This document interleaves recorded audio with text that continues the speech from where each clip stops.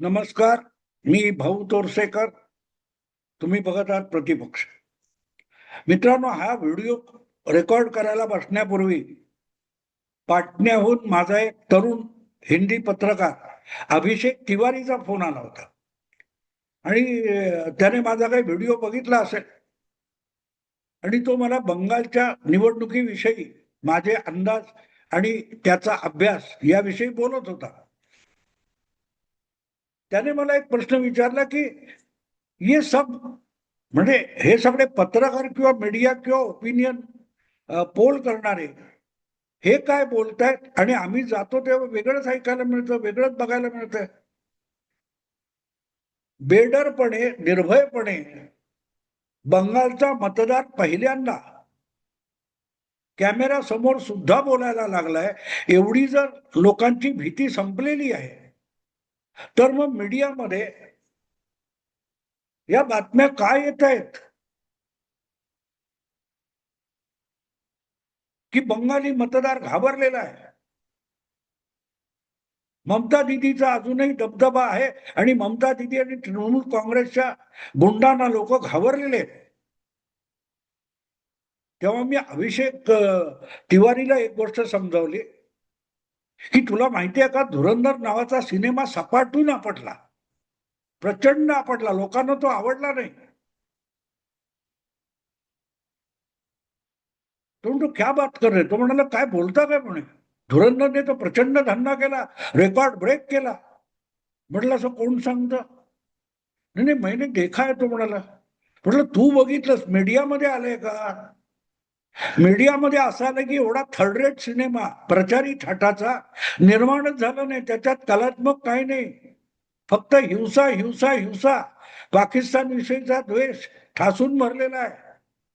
Cinema म्हणायच्या लायकीचा तो नाहीये धुरंधर, असं मीडियात आलंय ना. म्हटलं या विषयातले जे जाणकार आहेत, चित्रपट कला संस्कृती यामधले जे जाणकार आहेत, यांचे मीडियामध्ये आलेले जे धुरंधर विषयीचे रिव्ह्यू आहे, काय ती परीक्षण आहे, ती बघितली तर धुरंधर बघायला कुत्रं सुद्धा जाणार नाही. आणि खरोखरच कुत्रं गेलं नाही, माणसं गेली. माणसं गेली कारण सरळ आहे की आजकाल मीडियामध्ये आणि एकूण चॅनेलमध्ये, वर्तमानपत्रामध्ये जे जे काही जाणकार म्हणून मत व्यक्त होतात त्याच्यावर तगडी वर करून कुत्रं सुद्धा मतत नाही. मग माणसं कशाला जातील? तेव्हा यांनी नाकाला रुमाल लावून सांगितलं की तिकडून दुर्गंधी येते, की ताबडतोब मोठ्या प्रमाणावर लोक त्या दुर्गंधीच्या दिशेने धावत सुटतात की नक्कीच सुगंध असणार. ज्या अर्थी माध्यमांमध्ये जाणकारांना एखाद्या ठिकाणी दुर्गंधी असं वाटतं, याचा अर्थ खात्रीपूर्वक तिथे काहीतरी सुगंध आहे. पण हे बोलण्याची हिंमत लागते मित्र, सत्य बोलण्याची हिंमत लागते. इंग्रजीमध्ये एक चांगला शब्द आहे, पॉलिटिकल करेक्टनेस. पॉलिटिकल करेक्टनेस याचा अर्थ असा की तुम्ही जे बोलताय ते लोकांना आवडणारं नसलं, आणि लोकांना म्हणजे काय असतं, लोकांना म्हणजे सामान्य लोकांना, करोडो लोकांना नाही, मुठभर लोक जे असतात, जे स्वतःला ओपिनियन मेकर समजतात, की आम्ही म्हणतो तेच समाजाचं, देशाचं, जनतेचं मत आहे, असं रोजच्या रोज आपलं मत लोकांवर लादणारे असतात. त्यांना नावडणारी गोष्ट बोलण्याची हिंमत असली पाहिजे. त्याला पॉलिटिकल करेक्टनेस म्हणतात. सॉरी, त्याला पॉलिटिकल करेक्ट असणं म्हणत नाहीत. मान्यवर सर्टिफाय करणारे जे लोक आहेत त्यांना खुश करा म्हणजे पॉलिटिकल करेक्टनेस. नाहीतर हे लोक आपल्या विरुद्ध रान उठवतील आणि आपण आयुष्यातून उठू. म्हणून अनेक राजकारणी, अनेक कलावंत, अनेक मान्यवर, अनेक बुद्धिमंत, अनेक प्रतिभावंत अशा ज्या झारीतल्या शुक्राचार्यांनी मारून टाकलेले. धुरंधर चित्रपट काढणारा आदित्यराज धर हा त्यापैकीच एक आहे. कारण यांच्या चाकोरीत तो बसणारा नाही, आणि त्यांच्या चाकोरीत बसणारा नाही म्हणून त्याच्या कलेला, चित्रपटाला लोकप्रियता मिळाली तरी तो प्रपोगंडा म्हणायचा, आणि यांचे प्रपोगंडा करणारे चित्रपट असतात त्याला मात्र कलात्मकता म्हणायचं. म्हणजे हाच चित्रपट यशराज चोपडा वगैरे यांच्या बॅनर खाली आला असता किंवा करण जोहर प्रेझेंट वगैरे म्हटलं असतं तर लगेच त्याचं कौतुक सुरू झालं असतं. शेंबूड पुसता येणार नाही अशा आलिया भट नावाच्या मुलीला किती अवॉर्ड मिळाले बघा तुम्ही, आणि ते अवॉर्ड मिळालेले चित्रपट चाललेत का ते पण बघा. असेही चित्रपट परीक्षण करणाऱ्या पत्रकार संघटनेची अध्यक्षा होती. तिला आपलं परीक्षण लोकांनी इतके जोडे मारले की ते डिलीट करावं लागलं, मागे घ्यावं लागलं. पण या सगळ्यांकडे वळूनही बघायचं नाही एवढी हिंमत त्या धुरंधरच्या टीमने दाखवली. आता नुकताच जो स्क्रीन नावाचं एक साप्ताहिक दीर्घकाळ चाललेलं आहे, इंडियन एक्सप्रेस ग्रुपचं आहे. त्या इंडियन एक्सप्रेस ग्रुपचा स्क्रीन तर्फे दरवर्षी चित्रपट क्षेत्रातल्या लोकांना वेगवेगळ्या कॅटेगरीज असतील त्यामध्ये अवॉर्ड दिली जातात. त्यामध्ये धुरंधरला सर्वाधिक अवॉर्ड्स मिळाली. पण धुरंधरने आपल्या परीने या लोकांना त्यांची लायकी दाखवली. ते अवॉर्ड देत असताना, तो पुरस्कार देत असताना धुरंधरच्या एकूण टीम पैकी कोणीही तिकडे फिरकलं नाही, कोणीही.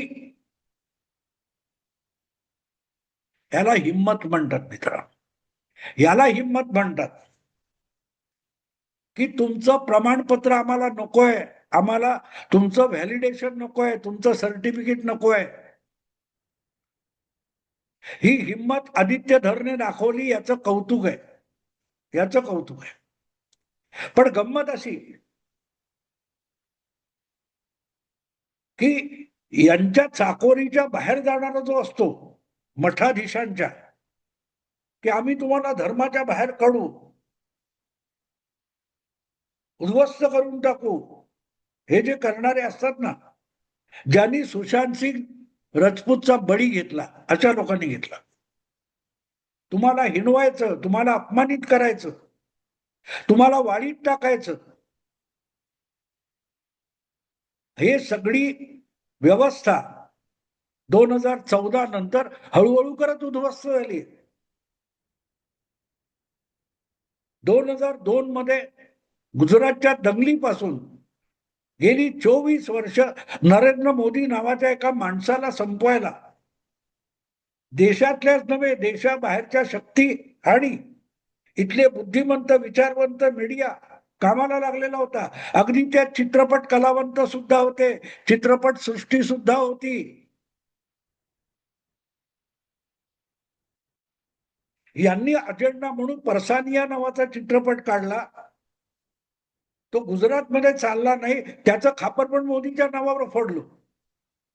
बघा त्याला चित्रपट गुजरातमध्ये, त्या चित्रपटाला थिएटर मिळत नाही. अरे हेच ममता दिदीच्या बंगालमध्ये पण होत होतं, तेव्हा सगळे चिडीचूप. तर ही जी सुपारीबाजी चालली होती, एक प्रकारे गँगस्टरिझम चालू होता, आणि त्याला बाहेर कलेचं नाव लावायचं, साहित्याचं नाव लावायचं. दिल्ली जवळ दादरी नावाच्या गावामध्ये, उत्तर प्रदेशमधच्या दादरी गावामध्ये एका मुस्लिमाची जमावाकडून हत्या झाली. उत्तर प्रदेशचा मुख्यमंत्री अखिलेश यादव खापर फोडायचं दिल्लीच्या नरेंद्र मोदीवर, आणि मग काय ते पुरस्कार वापसीचं नाटक सुरू झालं.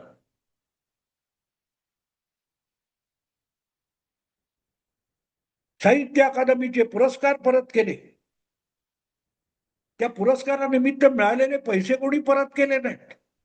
फक्त ती काय ते असेल ते ट्रॉफी परत करायची आणि काय ते कागद परत करायचं, पैसे नाही परत केले. अशी ही भंपक माणसं आहेत.